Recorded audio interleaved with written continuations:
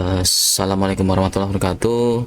Selamat datang di channel YouTube saya. Kali ini saya akan berbagi pengetahuan saya mengenai jenis-jenis peserta jaminan kesehatan dari BPJS Kesehatan.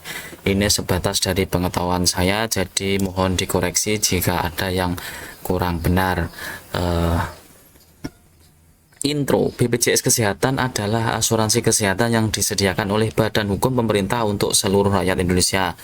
Jadi BPJS Kesehatan itu badannya, pihak, bukan produknya, tapi umumnya kita menyebut jaminan kesehatannya langsung dengan kata-kata BPJS. Nah, BPJS Kesehatan dulunya bernama Askes atau Asuransi Kesehatan yang dikelola oleh PT Askes Indonesia Persero dan berubah menjadi BPJS Kesehatan sejak tanggal 1 Januari 2014 sesuai Undang-Undang Nomor 24 Tahun 2011 tentang BPJS. Nah, BPJS Kesehatan sendiri wajib dimiliki oleh seluruh rakyat Indonesia sesuai dengan amanat dalam Undang-Undang SJSN pada 2004, UU BPJS pada 2011, Peraturan Pemerintah atau PP 86 tahun 2013, Instruksi Presiden Inpres 8 tahun 2017, dan Peraturan Presiden atau Perpres nomor 64 tahun 2020 hingga Inpres nomor 1 tahun 2022. Itulah sebabnya ketika kita hendak mengurus sesuatu berhubungan dengan pemerintah, pasti akan ditanyakan apakah kita memiliki jaminan kesehatan atau BPJS itu sendiri. Contohnya, setahu saya ini ketika ingin membuat SKCK di kepolisian itu ditanya apakah sudah memiliki jaminan kesehatan atau BPJS atau belum. Ada info lagi kalau mau mengurus SIM juga seperti itu. Nah, jadi harapannya seluruh warga rakyat Indonesia mempunyai jaminan kesehatan dari BPJS Kesehatan ini. Dan ini Kartu Indonesia Sehat. Kartu Indonesia Sehat adalah kartu identitas peserta jaminan kesehatan nasional yang dikelola oleh BPJS Kesehatan. Penggantian kartu BPJS Kesehatan menjadi KIS dimulai 1 Maret 2015. Kartu baru ini untuk tahap awal diberikan kepada peserta penerima biaya iuran yang berjumlah 86,4 juta orang. Jadi bagi warga yang sudah terdaftar sebagai peserta jaminan kesehatan di BPJS akan mendapatkan kartu ini. Sehubungan dengan BPJS tidak lagi mencetak kartu Indonesia Sehat, peserta jaminan kesehatan dapat mencetak secara mandiri melalui aplikasi JKN Mobile. Sebenarnya ketika kita akan melakukan perawatan atau perobatan di klinik atau rumah sakit atau puskesmas, ketika kita sudah membawa KTP atau bisa menyebutkan NIK kita, petugas bisa mengecek apakah kita sudah terdaftar di jaminan kesehatan BPJS atau belum. Tapi umumnya kita akan dimarahi ketika kita tidak membawa kartu ini saat berobat. Ya, itulah kehebatan di negeri Wakanda. Nah, ini jenis-jenis peserta jaminan kesehatan dari BPJS Kesehatan. Yang pertama, pekerja penerima upah atau PPU, yaitu peserta JKN yang terdiri dari PNS, TNI, Polri, pejabat negara, dan pegawai pemerintah non-pegawai negeri yang iurannya dibiayai oleh pemberi kerja dan peserta yang bersangkutan. Nanti kita bahas cara-caranya dan maksudnya bagaimana. Intinya pegawai-pegawai yang dapat gaji itu biasanya otomatis dapat BPJS jaminan kesehatan dari BPJS Kesehatan ini. Yang kedua, pekerja bukan penerima upah atau PBPU mandiri, peserta JKN yang bekerja mandiri dan iurannya dibiayai oleh peserta yang bersangkutan. Ini umumnya bagi masyarakat yang mampu, jadi tapi tidak mendapatkan gaji dari siapapun, wira swasta mungkin. Jadi dia membayar secara mandiri untuk jaminan kesehatannya. Yang ketiga, ini yang diidamkan semua warga, yaitu penerima bantuan iuran PBI, APBN atau APBD, masyarakat miskin dan tidak mampu yang iurannya dibiayai oleh pemerintah pusat melalui APBN atau pemerintah daerah melalui APBD. Harapannya kita tidak perlu repot memikirkan tagihan iuran BPJS, tapi sudah mempunyai jaminan kesehatan. Harusnya ketika negara kita ini katanya kaya, tapi banyak ide korupsi. Kalau tidak ada korupsi, pasti semua warga juga mendapatkan jaminan kesehatan itu. Nah, oke. Langsung saja ini cara saya jelaskan per item. Pekerja penerima upah atau PPU, peserta JKN yang terdiri dari PNS, TNI, Polri, pejabat negara, dan pegawai pemerintah non-pegawai negeri yang iurannya dibiayai oleh pemberi kerja dan peserta yang bersangkutan. Kalau tidak salah pembagiannya 4% dari pemberi kerja dan 1% dari pekerja. Jadi gajinya dipotong 1% saja. Itu setahu saya di daerah tempat tinggal saya atau di Kabupaten Nganjuk. Sedangkan anggota keluarga yang ditanggung peserta PPU badan usaha meliputi istri, suami yang sah, dan maksimal 3 orang anak dengan kriteria anaknya tidak atau belum pernah menikah atau tidak mempunyai penghasilan sendiri, belum berusia 21 tahun atau belum berusia 25 tahun yang masih melanjutkan pendidikan formal.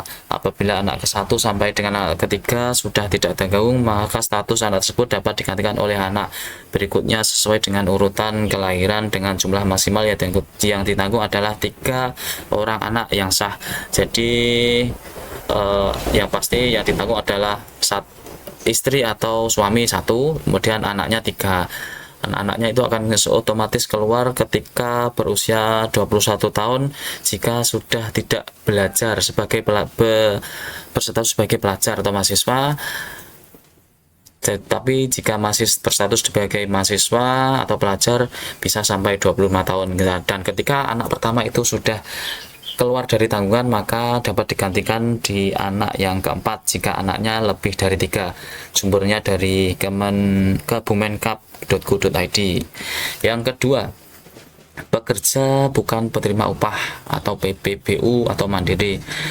Ini yang pasti warga yang tidak mempunyai gaji, wira swasta, dan yang pasti mampu atau tidak miskin. Pendaftarannya secara mandiri melalui WA Center BPJS Kesehatan atau Pandawa dengan nomor 0811 165 165. Nanti silahkan ketik lewat WA halo, nanti dapat balasan untuk mengisi formulir. Ini peserta BPJS Mandiri ada 3 kelas. Yang pertama kelas 3 dengan iuran 42.000 dan mendapat subsidi dari pemerintah sebesar 7.000 sehingga cukup membayar 35.000 per orang per bulan.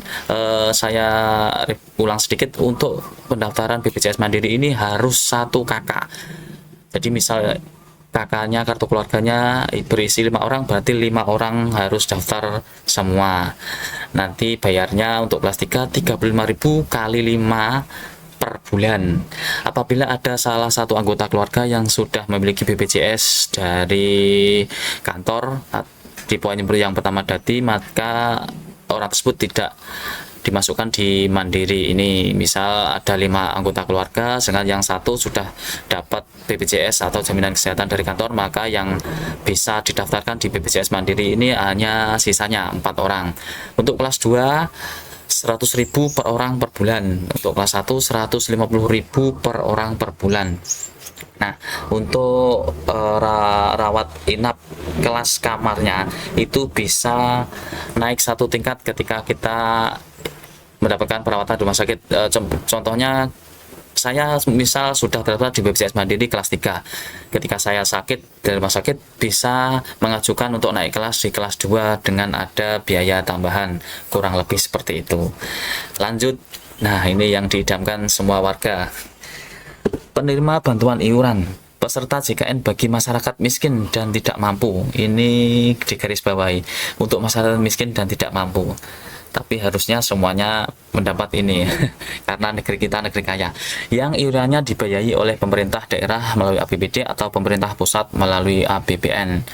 Nah, ini biasanya untuk penerima bantuan PKH atau BPNT biasanya juga menerima bantuan PB ini. Jadi itu yang jadi sering jadi gejolak di masyarakat. Jadi banyak yang iri. Untuk mendaftarannya silahkan datang ke kantor desa atau kelurahan dan menyerahkan foto KK beserta foto rumah tampak depan beserta koordinat rumah, ancer rumahnya.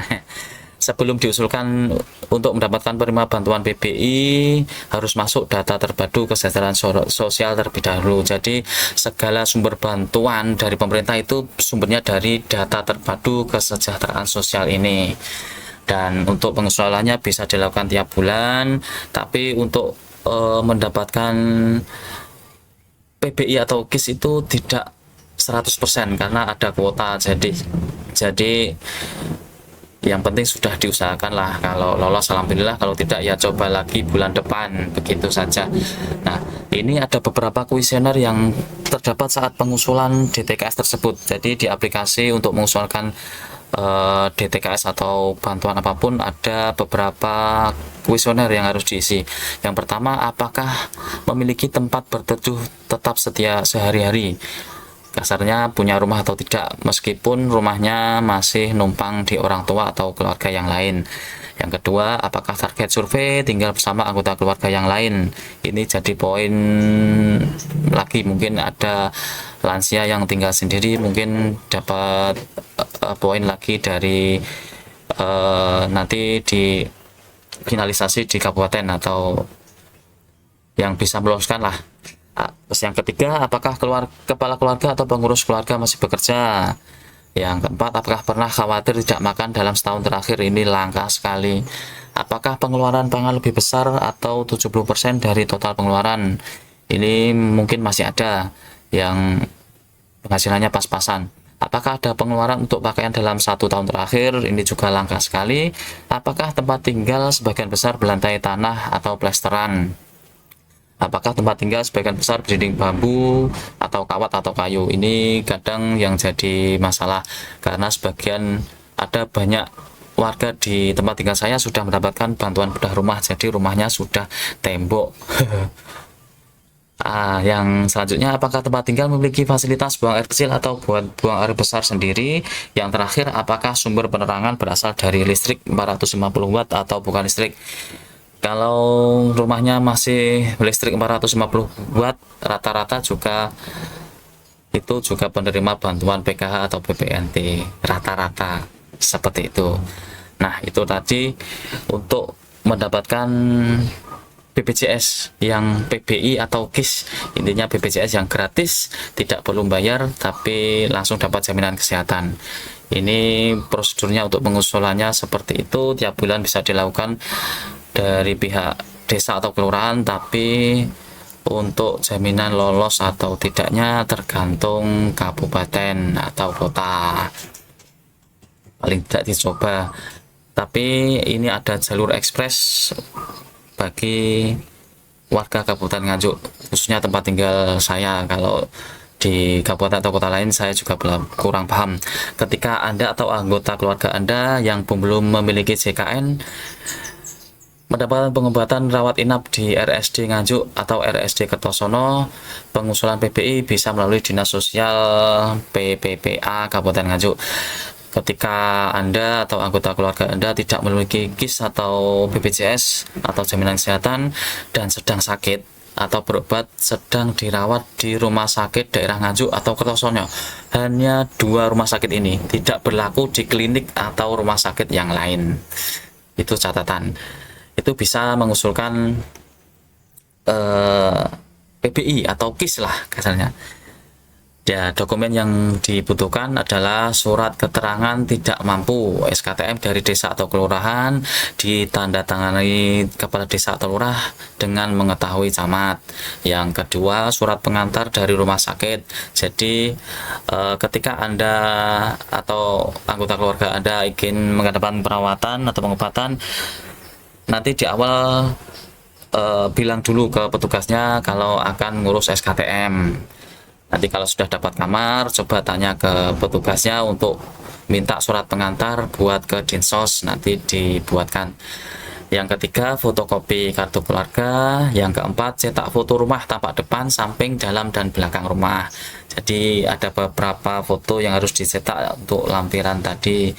Yang terakhir, cetak foto pasien saat di rumah sakit. Ketika semua dokumen tersebut sudah terpenuhi, tanda tangan camat sudah, nanti Anda silahkan mengurus ke Dinas Sosial hari Senin sampai Jumat. Ketika pengurusan jam 8 sampai jam 12, silahkan datang ke Mal Pelayanan Publik atau di selatannya Taman Pandan Wilis. Nah, kalau setelah jam 12 yang ke atas bisa mengurus ke Dinas Sosial di utaranya alun-alun atau depannya kantor pos kantor pos atau pegadaian lah, ancaranya di situ. Nah, jika semuanya sudah selesai, pengurus di dinas sosial nanti biaya pengobatan di rumah sakit akan mendapatkan potongan 20%. Tapi ada kasus kemarin, ada tetangga saya ngurus di dinas sosial dan waktu mengurus surat pengantar dari rumah sakit diberitahu oleh petugasnya, oh ini UHC yang gitu-gitu. Saya juga bingung UHC itu apa.